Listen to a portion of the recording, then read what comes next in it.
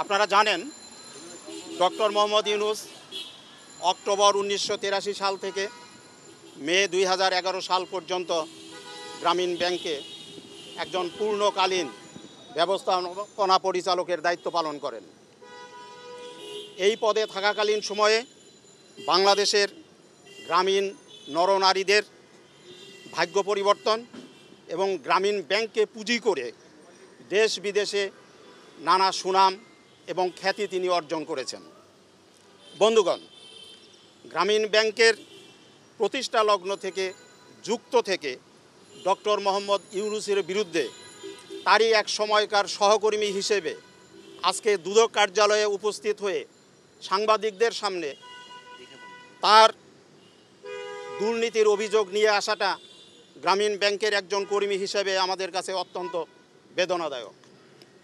কিন্তু প্রতিষ্ঠানের স্বচ্ছতা এবং গ্রামীণ ব্যাংকের দরিদ্র জনগোষ্ঠীর সম্পদের সুরক্ষার জন্য আর্থিক অনিয়ম ও দুর্নীতি অনুসন্ধান জরুরি বলে আমরা মনে করছি। ডক্টর ইউনূস সারা জীবনই বলে আসছেন তিনি নিজে কখনো কোনো দুর্নীতি করেননি বা নিজের জন্য কিছুই করেননি।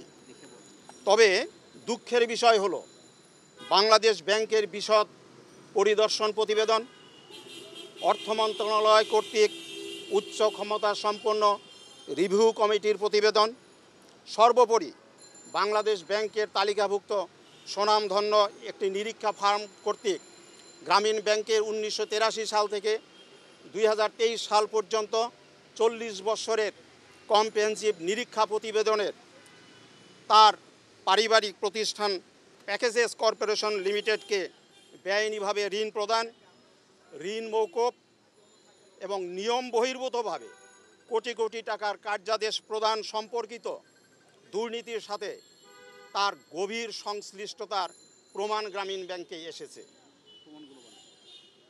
বিশেষ করে এই সব প্রমাণের মধ্যে আছে গ্রামীণ ব্যাংকের অরিজিনাল ভাউচার, অ্যাডভাইস এবং ডক্টর ইউনূস কর্তৃক বিভিন্ন সময়ের ঋণ ও বিল অনুমোদনপত্র ইত্যাদি।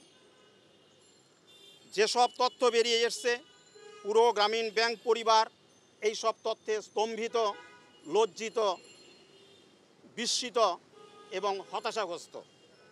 তার সুরাহার জন্যই আজ আমরা এখানে এসেছি এবং দু একটি কথা আপনাদের সম্মুখে ব্যক্ত করছি। প্রিয় সাংবাদিক ভাই ও বোনেরা, ডক্টর মোহাম্মদ ইউনূস এবং তার বাবা জনাব দুলা মিয়া, মা মিসেস সুফিয়া খাতুনের 9 সন্তানের মধ্যে তিনি দ্বিতীয়।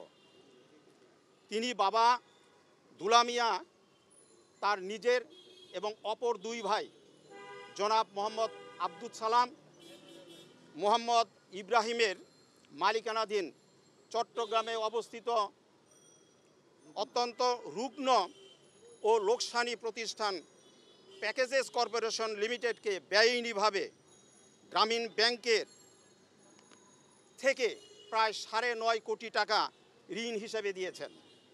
আশ্চর্যজনক হলেও সত্যি, 90 দশকে যখন তিনি এই ঋণ দেন তখন গ্রামীণ ব্যাংকের সদস্যদের ঋণের পরিমাণ ছিল মাত্র 1000 থেকে 1500 টাকা। গ্রামীণ ব্যাংকের বিধি অনুযায়ী গ্রামীণ দরিদ্র ভূমিহীন ছাড়া কোনো ব্যক্তি বা প্রতিষ্ঠানকে গ্রামীণ ব্যাংক কোনোভাবে ঋণ সুবিধা দিতে পারে না। ক্ষমতার অপব্যবহার করে নিজের পরিবারের প্রতিষ্ঠানকে ঋণ দেয়া আইনের পরিপন্থী, প্রতিষ্ঠানের সাথে বিশ্বাসভঙ্গ, অনৈতিক, নারীদের সাথে প্রতারণা, সর্বোপরি ডক্টর ইউনূসের সারা জীবনের বক্তব্যের চরম বরখেলাপ।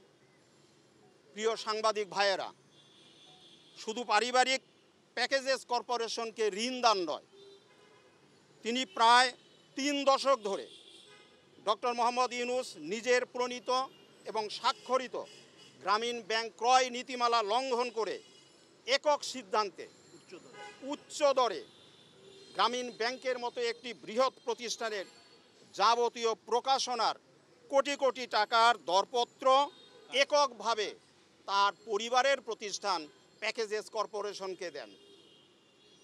বিভিন্ন সময়ে এই নিয়ে আমরা গ্রামীণ ব্যাংকের মধ্যে প্রশ্ন তুললেও কোনো প্রতিষ্ঠানের মাধ্যমে দর যাচাই করা কিংবা নিরীক্ষণের কোনো সুযোগ ছিল না।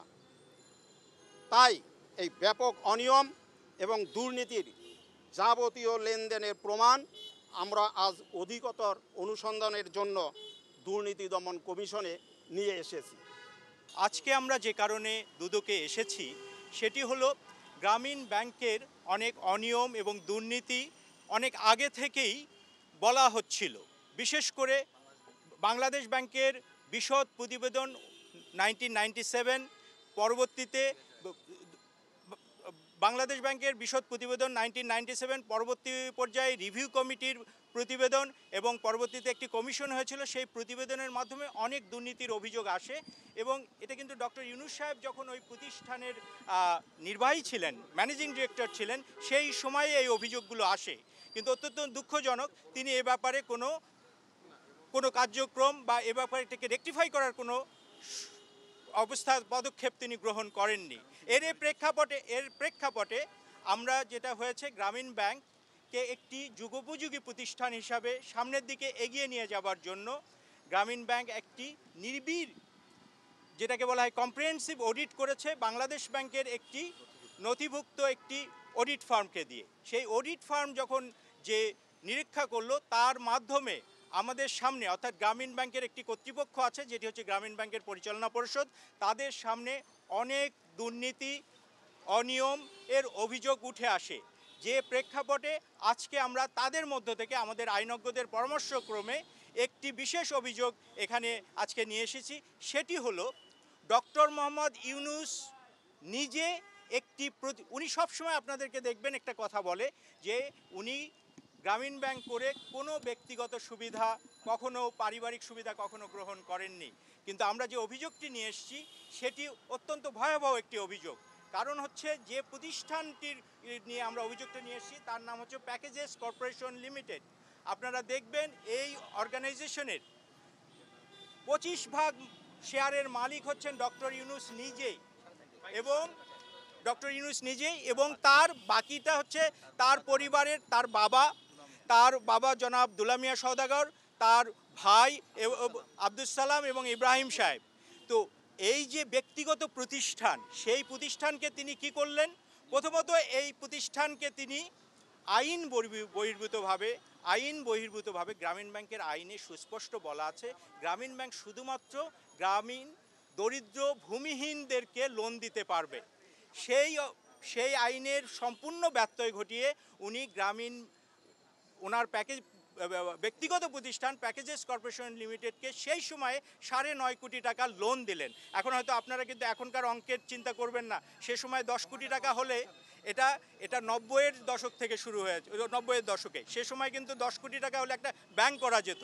সে সময় আমাদের দরিদ্র নারীদেরকে এবং দরিদ্র যে সদস্য ছিলেন তারা 500, 1000, 1500 টাকা এরকমভাবে তারা লোন পেতেন। তাহলে কতজনের দারিদ্র্য থেকে উঠে আসার পথকে বন্ধ করে তিনি বেআইনিভাবে তার ব্যক্তিগত প্রতিষ্ঠান, এখানে খুব সুস্পষ্টভাবে আপনাদেরকে যেটা মনে রাখতে হবে, ওই প্রতিষ্ঠানের উনি মালিক, শেয়ার হোল্ডার, 25% শেয়ার হোল্ডার উনি এবং ওনার বাবা এবং ওনার ভাইরা। আমরা যেটা করলাম, আমরা এই তথ্যগুলো নিয়ে যে জিনিসটা আমরা পেলাম সেখানে দেখলাম যে উনি ঋণ দিলেন, ঋণের আবার সুদ মওকুফ করলেন। এক পর্যায়ে সুদ মওকুফ করতে গিয়ে তিনি সুদ মওকুফের সাথে সাথে আসলেরও একটা অংশ মওকুফ করে দিয়ে গ্রামীণ ব্যাংকে ক্ষতিগ্রস্ত করলেন। এরপরে তিনি কি করলেন? বেআইনিভাবে এই প্রতিষ্ঠানটির ম্যানেজিং এজেন্ট করলেন গ্রামীণ ব্যাংকে, যেটা আইনে কোনোভাবেই সম্ভব নয় এবং আইনের সম্পূর্ণ ব্যত্যয় ঘটিয়ে উনি করলেন। এরপরে তিনি কি করলেন?